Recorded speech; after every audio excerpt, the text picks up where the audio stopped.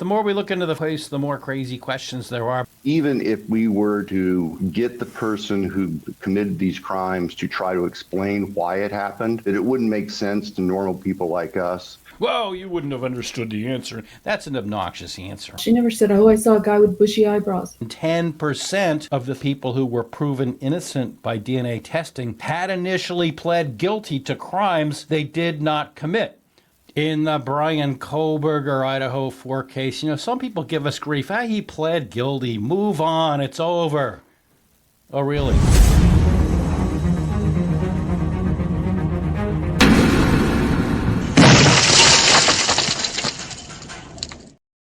A majority of our viewers have implored us to keep going and keep looking at the details in the Bryan Kohberger case. I'm attorney Andrew Myers. This is About the Law.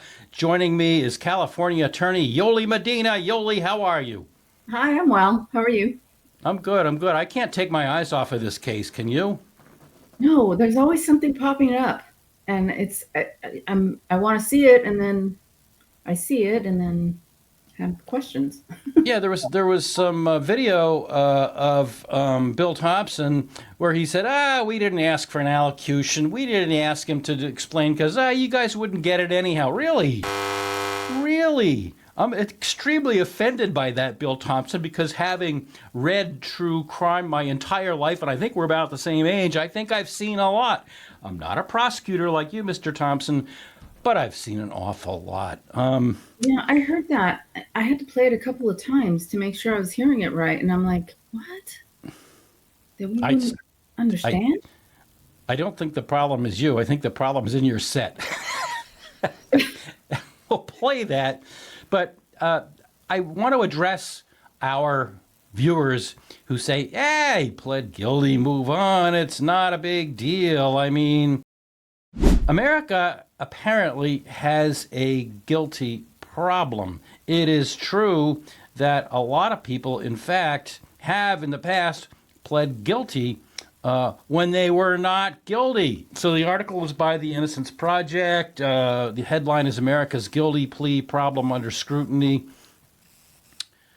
The Innocence Project and members of the Innocent Network launched a public education campaign, guiltypleaproblem.org, to aim a spotlight on the problem of innocent people pleading guilty. I'm going to read that again. Innocent people pleading guilty to crimes they didn't commit. After rising steadily over the past 2 decades, today 95% of criminal cases are resolved by a guilty plea. As guiltypleaproblem.org painfully illustrates, innocent people who are trapped in the system face enormous pressures to plead guilty to crimes they didn't commit.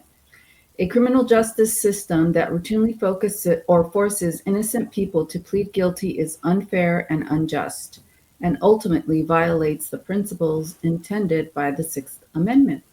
And that's true. I did a fair amount of criminal defense earlier in my career, not so much now. I do more civil at this time, but you would go into court with your criminal defense case, and often the prosecutor would walk in with just an armload of files. And there's no way all of those cases can be handled with a trial. And that I don't mean to cast aspersions on defense attorneys. The courts encourage us all to go out in the hallway and resolve things, or go downstairs in the basement where the DA's office is and talk to them, or go wherever they are and talk, because the courts, I'm not going to say they give us the bum rush out, but they do want cases to be disposed of by a plea. So there's certain pressure that, we could, exact a certain sentence, but if you accept a plea, we can do something different. So I'm going to continue this thought with this article. While it is impossible to know the full extent of the problem, the fact that more than 10% of the 349 people who were proven innocent by DNA testing had initially pled guilty to crimes they did not commit tells us that there is a problem, and it is extensive, said Maddie DeLone, executive director of the Innocence Project. The system pressures people to make choices that are irrational and against their interest. As we arrest and prosecute more people, it becomes even less possible to ensure that the innocent can resist these pressures to plead. From the first moment a person is charged, all actors in the system, defense lawyers, prosecutors, and judges, have an interest in a speedy resolution. Well, that wasn't true in the Kohberger case, was it? No. While fixing this problem won't be easy, we must find ways to lessen these pressures so that innocent people are not denied their constitutional rights to a trial. According to the Innocence Project data, 11% of the 349 DNA exonerations involved people who pleaded guilty to crimes they didn't commit. The National Registry of Exonerations shows that there are 345 cases of innocent people who pleaded to crimes they didn't commit throughout the United States. These represent the lucky few who pleaded guilty in most cases to serious felonies and were able to get their convictions reversed, which is especially difficult when a plea has been entered. There is no reliable data on the number of innocent people who pleaded guilty to misdemeanors, which makes up a much larger percentage of criminal convictions, yet result in significant collateral consequences. 11% of the 349 were DNA exonerations, and in this case, there is DNA. However, it's trace DNA. It's on a movable object, and there's other DNA that was found at the crime scene that wasn't tested. That's right. Yeah. And so that last sentence about the misdemeanors doesn't apply here. It's very telling that a fair number, a number enough that it's alarming, of people who pled guilty to major crimes and felonies, were later exonerated by obvious, clear, objective evidence being DNA. At guiltypleaproblem.org, so folks, you can dox us and check us and fact check us. Viewers will have the opportunity to watch first-person videos of 4 exonerees who accepted plea deals and served significant jail sentences despite being innocent. And they go through the cases. Let's just read the summaries. Okay, Chris Ochoa. Ochoa pleaded guilty to a 1988 murder in order to avoid the death penalty and was sentenced to life. He was exonerated in 2002 after spending 13 years in prison for a crime he didn't commit.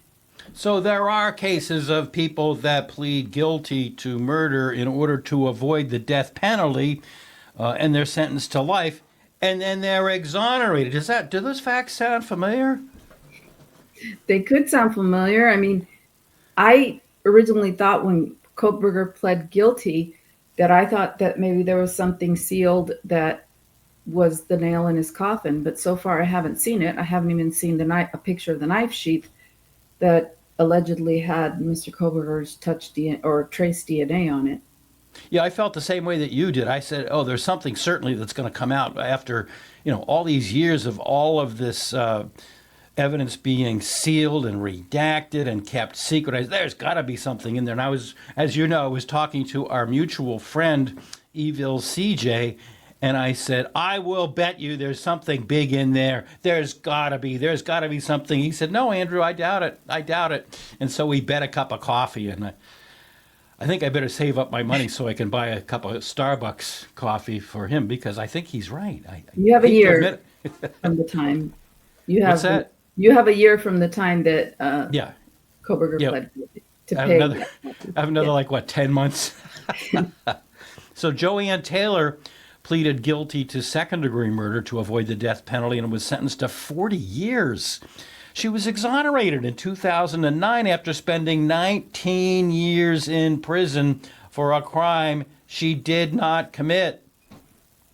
And then we have Brian Banks. Banks pleaded guilty to sexual assault to avoid a 41-year prison sentence.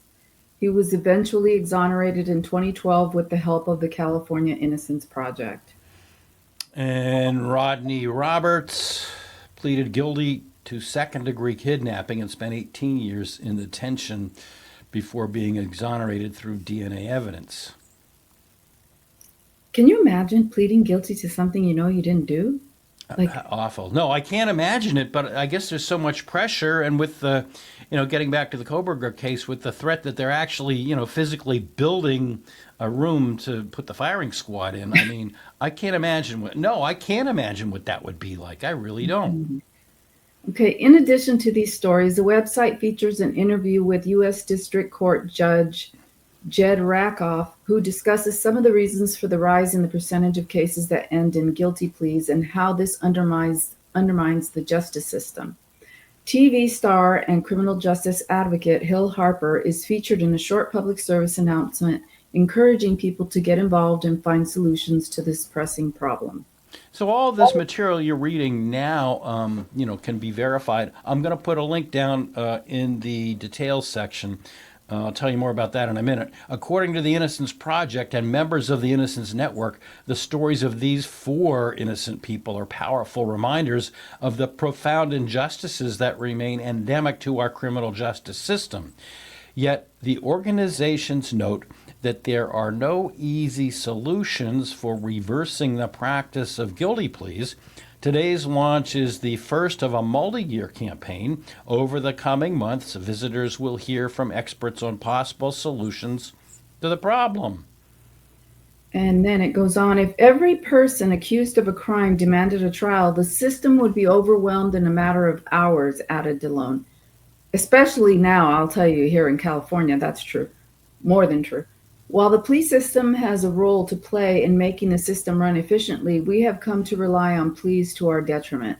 The first step in correcting this profound injustice is to demonstrate the all too real harms that have resulted and raise awareness that there is a problem to be solved. What I want to put down in the comments section is that I got an idea from Harsh, actually. He had read a report, which I referred to in a previous episode, probably about a month or 6 weeks ago, in which the same organization, we just read, 5 or 6, they had documented 31 cases of people that pled guilty to crimes that they were later found not to have committed. So that was interesting. I will put a link to that article because we want to move on to some other things now. But I will put a link to that article down in the details section, along with a link to Yolie's channel, so you can check her out. And so, I found that interesting. So where are we going now? I think we have some new video of Brian Kohberger going to Costco. Yes. And allegedly, I don't know, but allegedly the video that we're going to be taking a look at in a minute was taken the day of the murders. So there he is, drinking his water. looks like just any other person that would walk into Costco on a Sunday morning. I mean, that's a busy day for them. Gives off creepy vibe. I don't really see that. Do you? No. It just looks like any. Yeah, Go ahead. it just looks like she asked him for his card and he said, "Oh, I don't have one." And then here's a video of him at Albertsons, and everybody. I remember back in the day there were that the surveillance shows serial killer. That's not right. He's a mass murderer, if anything.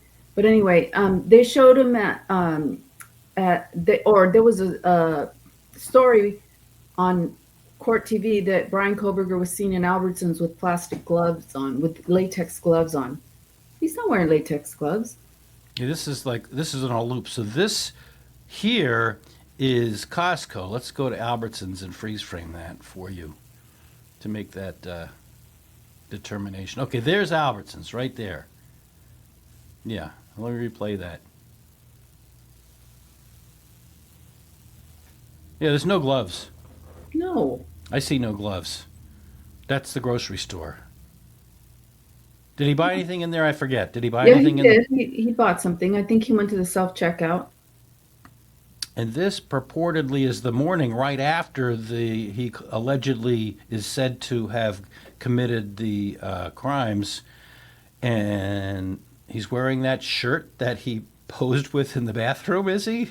He is. If you go to the first footage, you'll see that it's buttoned up to the top.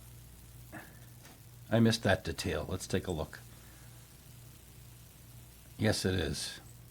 Right? Is he wearing a tie? No, his shirt's just kind of disheveled at the bottom. Yes. His shirt is disheveled at the bottom. But I don't know. I don't read anything into this. People say that this indicated that he was, nervous or whatever. I don't know. I wouldn't want anybody taking a picture of me when I go into the Home Depot or the Lowe's store on a Sunday. I probably, the other night, I forget what I needed, but I needed something, but I was in a rush. I had to go to the post office and the bank, and I wanted to get home. So I probably looked like hell. So I don't think But, that really. yeah, I mean, he's just, if I saw this video and didn't know anything about the Kohberger case or didn't know anything about Kohberger, I would be like, well, what's the problem? I mean, I was laughing last night when I was looking at it because there was like, oh my God, chilling video. Well, all the voices in my head did not agree that it was a chilling video. So It is not. It is not a chilling video. It just shows somebody on a Sunday, dressed casually. Their shirt isn't tucked in or it's tucked in sloppily. And it's like, so what? I mean, so what? I mean, the guy, I don't know. I think it's if you're all wound up that he's guilty, he's a horrible human being, which, he may well be both. I do not know. I wasn't there. I cannot say. But, if he's just going into a store, he's just going into a store. And I'm sorry, in my mind, you really can't read a whole lot into it. and it's not like he argued with the Costco lady about trying to get in, No. like, yeah, I want to come in. There's nothing showing that. He just left. Yeah, it's like, I thought you could go in even if you didn't have, even if you weren't a member. I thought they would let you go in, or they would give you a one-day pass, or, I mean, you have to be a member. I do understand that, but I thought they would let you in. I kind of think so too. I don't know. I mean, there's no audio to that, so maybe he didn't want to get a one-day pass. I'm not a big one on Costco, but I know BJ's I've been in several times, and they welcome you. They say, well, you go to the back desk and buy the one-day pass you just mentioned. It's like, I think they do that at Costco. yeah, if I'm having a party and I need a whole lot of stuff and it's cheaper there to buy in bulk, I'll do that. It's not that much, and then of course you get the emails. In the old days, you got mail. They would send you mail, but now they send you an email. Don't you want to join? Don't you want to join? Don't you want to join? Well, I've even gotten things in the mail. I digress too much about this Well, topic.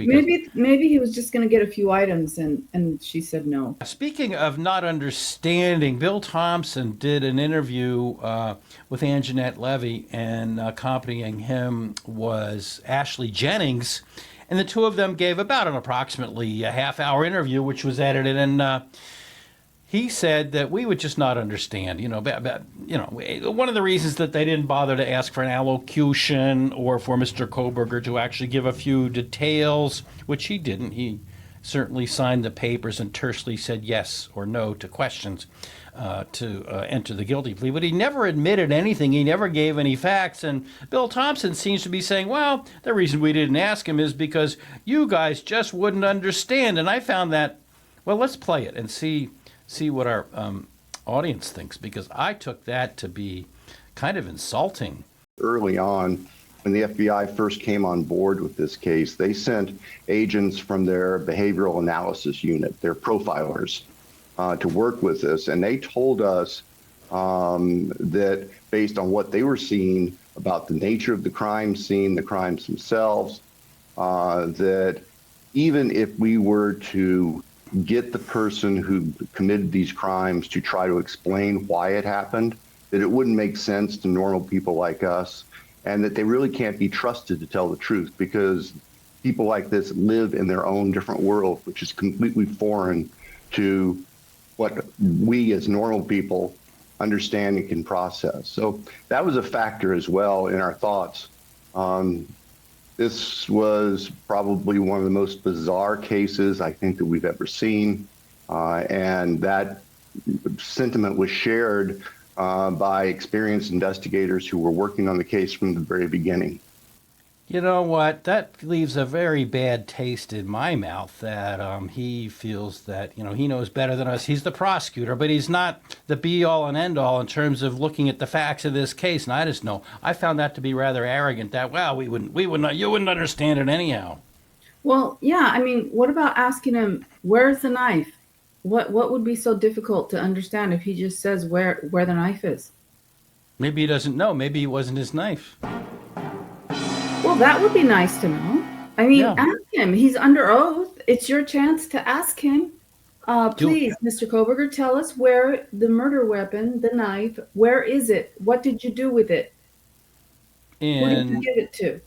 and why did you select the? I mean, I said, being Mr. Thompson, I said in one of the hearings that, well, he might have picked this house at random. Did you pick this house at random, or did you, in fact, see one of the girls working at the Mad Greek restaurant? And did you, in fact, pick them or the house? What was it? Why did you pick this house? What was your motivation?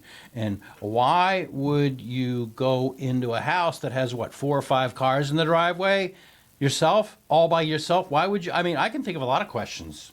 I can, if I was on Anjanette Levy's staff, I would have had, a whole yellow pad full of questions that why didn't you ask him this? What? Well, you wouldn't have understood the answer. That's an obnoxious answer. I'm sorry.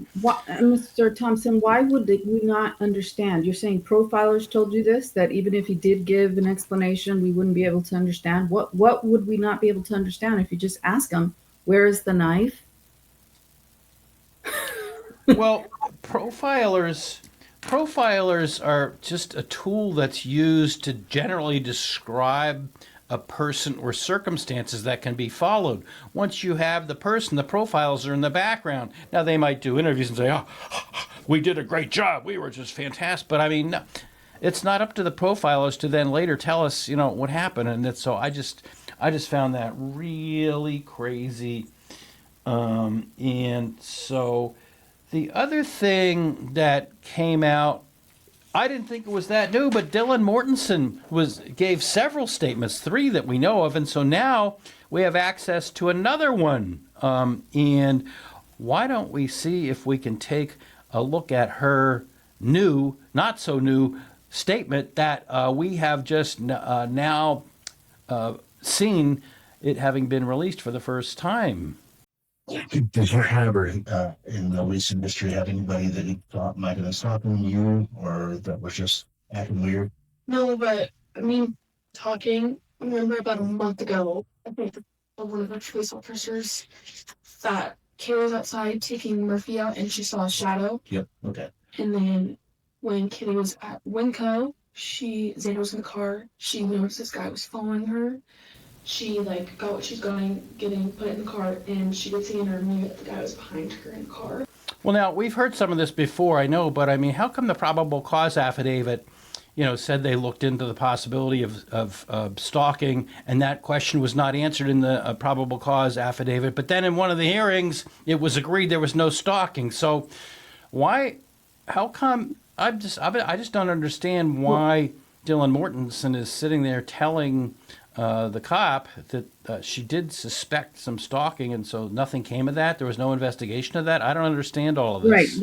In the police reports, and I don't remember which, if it was the Moscow, Idaho police report or the state police reports, they did look into the person that was following Kaylee at the store, and they found that their names, they were redacted, and they ruled them out. Okay, so if there was somebody stalking, then like Kaylee saw a shadow. I mean, hopefully it wasn't her shadow, but I mean, she saw a shadow, and she was scared, and so maybe somebody was stalking Kaylee, but they weren't able to prove that it was Brian Kohberger. Yeah, I just think that this interview just raises a lot of questions that maybe should have been looked into. I know that now that you mention that, I do remember that police report, but I don't know. So the first thing that he asked her is about stalking. So that's Right. one thing. Mhm. Okay. So obviously he was trying to follow her. Why do they have to cover her face like that? Why do they have to blur out her face like that? I mean, she's not a minor. She's over 18 years old, and we know who it is. We know it says right there, Dylan Mortensen, police interview. So I don't understand why they have to blur her. They just overreach themselves in covering things up, and it's not that sensitive of a thing. I mean, it shows that they just want to be as uncooperative and away from anything that has to do with giving us the facts in this case. And I had a thought. Now, when did the Judge Hippler announced this process in what, about the third week of July or so, where they're going to, laboriously and in a lengthy, drawn-out matter, look at every single document. And before we did this episode, I was going to divide out the number of documents by the couple of months it's taken them to give us some documents to interpolate how long it's going to be before they give all the documents. And I don't know. I'm ball marking it at 2 to 3 years. So people, this case isn't going away. Like, You might obviously have it's to the door. extend.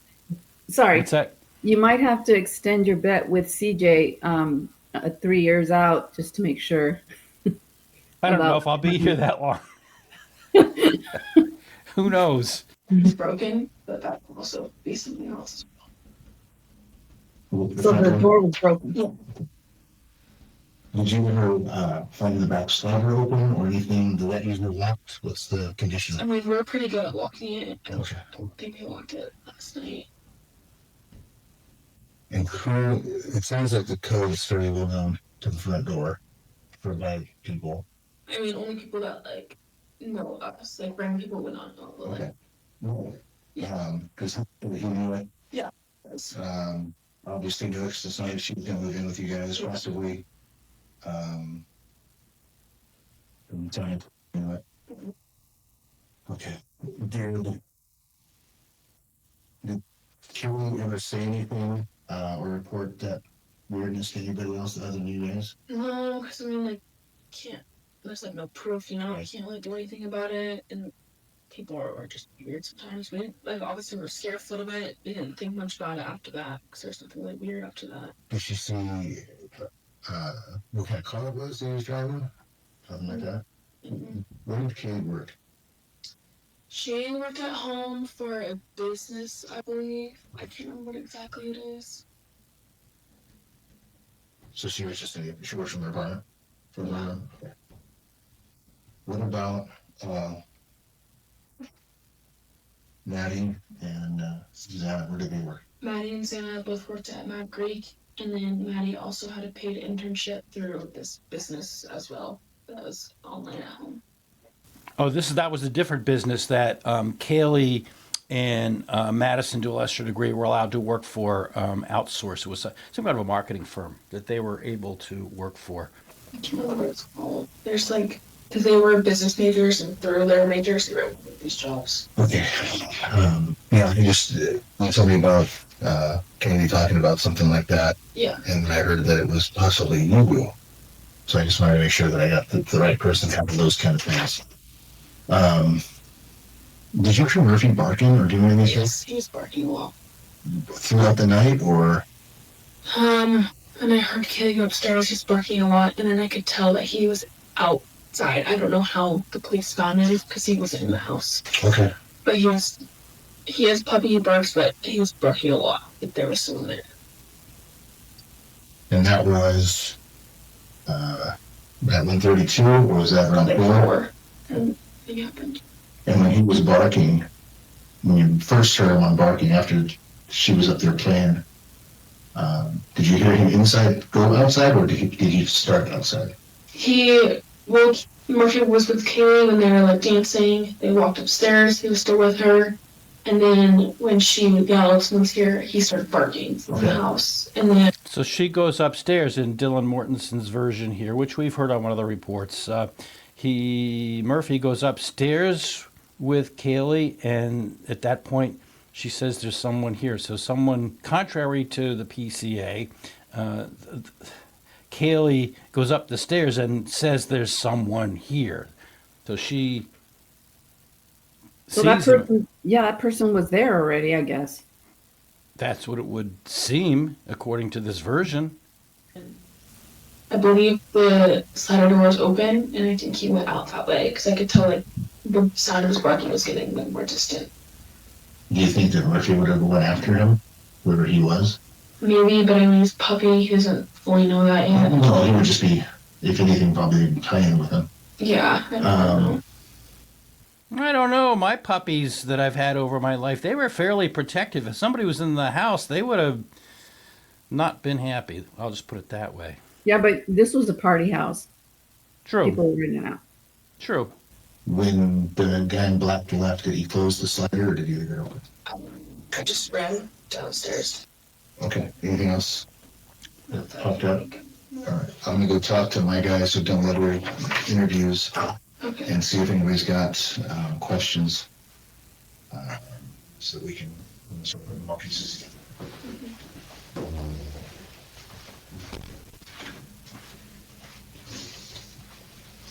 So I guess that's the end of that interview. She leaves. One thing that I found sort of interesting here, this is Moscow Police Report number 42. It is Lawrence Mowry confirming that he just interviewed DM. Actually, one second. Yeah. This says 11/15/2022, but oh no, it says on November 13th, 2022. So that must be the date that he wrote it. Okay. Yeah. So he did this on the 13th and then filed it on the 15th. But one of the things that, okay, so here's the business about, Dylan said she woke up around 4 o'clock and recounts, as we just heard her say, she thought Kaylee and Murphy were dancing. She said she knew it was Kaylee because she recognized her voice and could hear Murphy barking, heard Kaylee go upstairs and say there's someone here. So as you pointed out a minute ago, it would seem that under this version of facts that the person was already there. I am looking for another reference that jumped out at me, and I didn't highlight it, so I'm going to keep looking. She opened the door when she cried out for Kaylee, then closed the door because she was scared. It could have been Xana crying in the bathroom, said she then heard a man's voice say, "It's okay, I'm going to help you." I thought it was, "I'm here to help you." Words are important. Here we go down here. Dylan said she believed the suspect was white but did not remember eyebrow color or what his eyes looked like. Isn't that interesting? Because the PCA and other statements make a big deal about the bushy eyebrows. Nothing in here. She didn't remember the eyebrow color. So how could he have bushy eyebrows? Said when she saw the suspect, get the dent, dent, dent sound effect out. He saw her and just left. Dylan said she believed he was holding something near his stomach or belt line. Nothing here about the object that looked like a vacuum cleaner. Remember that? That's not in here. Dylan used both hands to point straight out from her abdomen. Dylan then moved her hands apart back together to simulate a bulge. Said this area was black in color and she thought now maybe it was a gun. Now why wasn't that in the PCA? I don't know, and people, and I know they should have called 911, these roommates for sure. But they were impaired or whatever. I don't want to make excuses, but they just didn't call 911. But, the PCA really puts words into Dylan's mouth. Well, she never said she was in a frozen shock phase. I don't remember seeing that anywhere. No. That she said that. So, the cops really put stuff in her mouth. And they left stuff out, like the gun. Maybe it was a gun. So, A, there's no frozen shock phase. That's A. B, they weren't sleeping. That's obvious. C, as you pointed out, okay, it's a party house. People are coming and going. But if you think somebody has something that she, and I quote, she thought now maybe it was a gun, you don't call 911, really? Really? And yes, I will judge them. People say, "Oh, don't judge." Yeah. Somebody's in my house, and I do remember back in college having some wild parties and wild roommates and being at wild parties, and you don't see people with a gun in a party house. So I don't know. I just no, No. you just don't, No. do you? I No. mean, And no. then- You, That coupled with the bang, the flash and the bang, I mean, you know, remember? yeah, yeah. Bethany So was, so she thought it might have been a gun, and in another permutation of all of this, it was an object that might have looked like a vacuum cleaner. But now you're right. So she sees something in report number 42, which we didn't see in the statement a minute ago. And so she sees somebody that she thinks might have a gun, and then she goes down to her roommate's place. And the roommate in her statement says she thought she heard flash bangs and a flash. She heard a bang and a flash. yeah. There's something not right here. There's just Oh. there's just And something then- not. She seems very calm. Maybe the shock wore off, or I don't know, but she seemed very calm in that interview. She Now did seem- Bethany was crying during her interview, but Dylan seemed very calm. And you know, whatever we say, there's never any reason to harass, people, and nobody should be harassing Dylan. And while people have opinions about her, and like I said, a lot of what was in the PCA, she never said. So whose fault is that? It's the police officer for putting things in there that she never said, and he left out things that she did say. Like you pointed out, the bushy eyebrows. She never. She doesn't. She doesn't clearly come out and say that that was her first description of the suspect out there when the officer was interviewing out there in front of the house. She never said, "Oh, I saw a guy with bushy eyebrows." No, and that's one of the points that Ann Taylor made in one of her motions, which was denied. That's one of the points that she said, and she had reams of paperwork with all of the statements that that Dylan Mortensen and Bethany Funk had made, and I'm convinced to this day we still don't have it. And it might, like I said before, it might be 2 years before the court sees fit to kind of dribble and laboriously release some of this.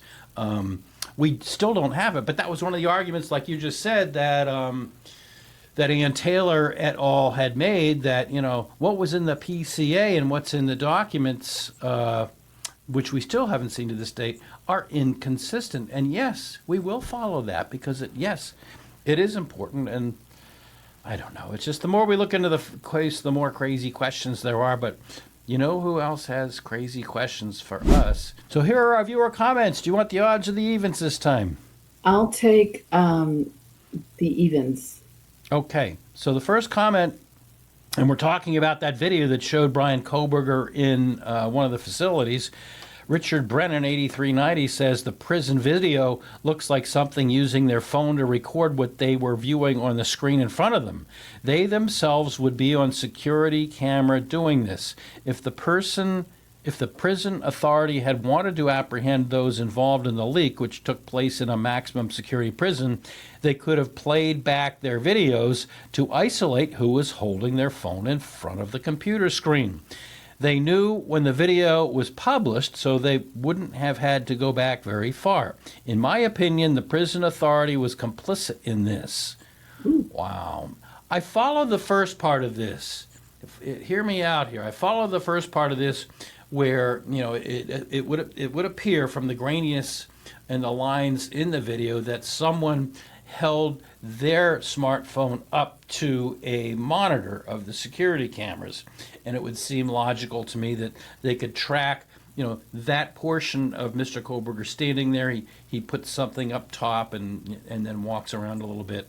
So it would seem to me that, and they don't have that much to go because they can go backwards from the date that this was done. So I follow this comment to that point, that would be a logical manner in which to conduct the investigation.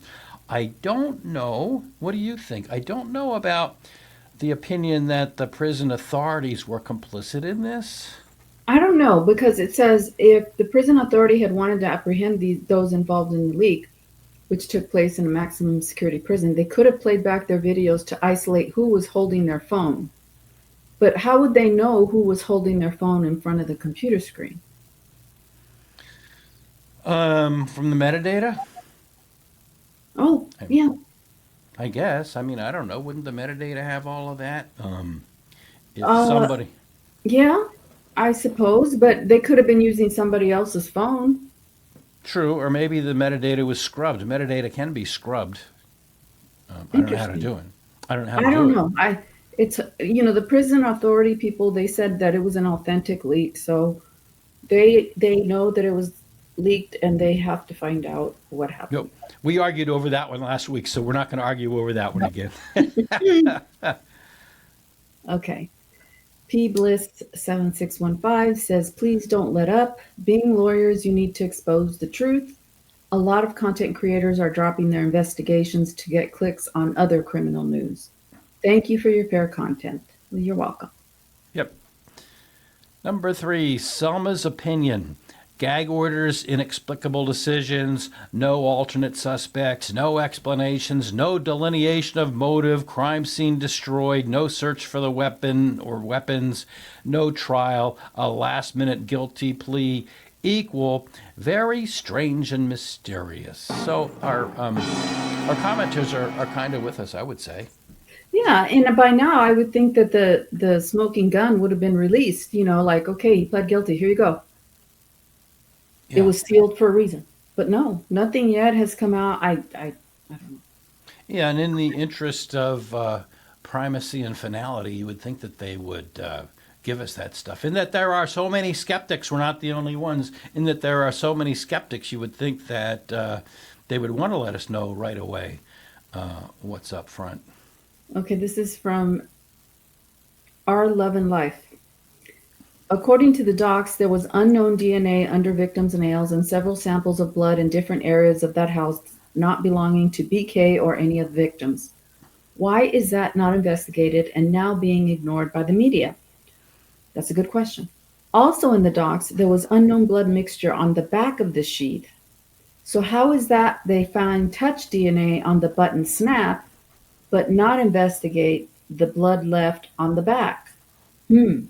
Lastly, BK is in prison and the case is over, so why is the media still trying to prove his guilt? All good questions. All good questions. Last week, I forget whether it was online or offline, we talked about the pictures. You didn't want to download them all because I did. I clicked. I have a fast computer. I got a new laptop. Despite the fact I'm not really good at using it, it's very fast. So I downloaded them all. And at lunchtime, before we started recording, I started going through them, but there's so many. I got up to about 350, and I don't know if we should. Let's ask our commenters whether we should actually do an episode on all of them, because it starts out with pictures of a wall, and there's a dozen pictures of a wall.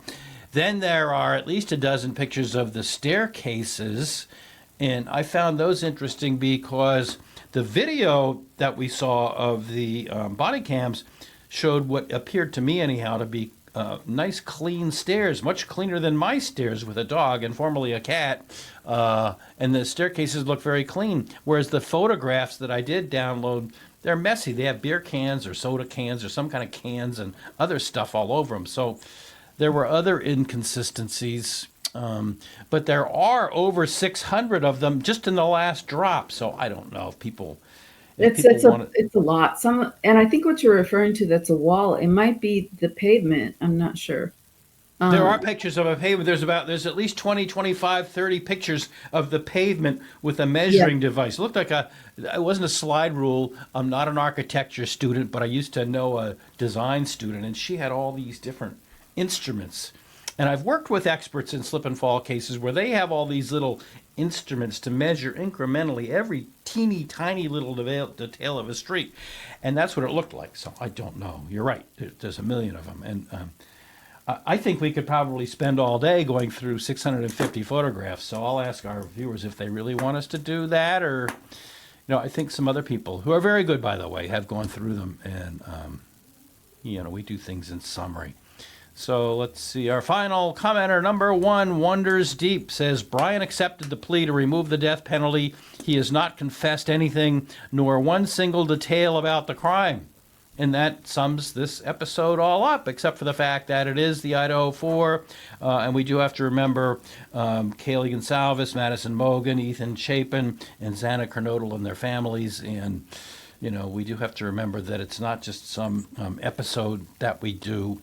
But it is absolutely about them. And I don't have any closing thoughts other than to say, like I said before, at the very slow rate that they are dribbling out the court documents, I think it'll be 2 years before we see them all. At this rate, I'm gonna do that calculation. I meant to do it all week. I never got around to it, but I'm gonna do that calculation. So watch the next episode on this. Do you have any closing thoughts? Yeah, there's a couple of things that I want to see unsealed, and I'm not going to go over them now, but some important things that people have forgotten about. But it is going to be a long, drawn out process, and they also the Judge Megan Marshall, who is hearing the restraining order by the families of Ethan Chapin and Maddie Mogen, has not made a ruling as of the time of recording this video about whether or not the temporary restraining order will become a restraining order, meaning keeping graphic pictures from being released. Interesting, yeah. Interesting. My final shot is that our next episode, I want to ask our viewers to comment. Should we do our next episode on Rex Heuermann, the suspected Long Island serial killer? Or should we do it on Mickey Steins? That's the sheriff in Kentucky who shot the judge on camera. So those are two that we've done in the past. We actually haven't touched the Long Island serial killer for a long time, but that's coming up. There was a recent motion that was approved. He wanted to separate the cases. The judge said, "Nah, we're trying them all together."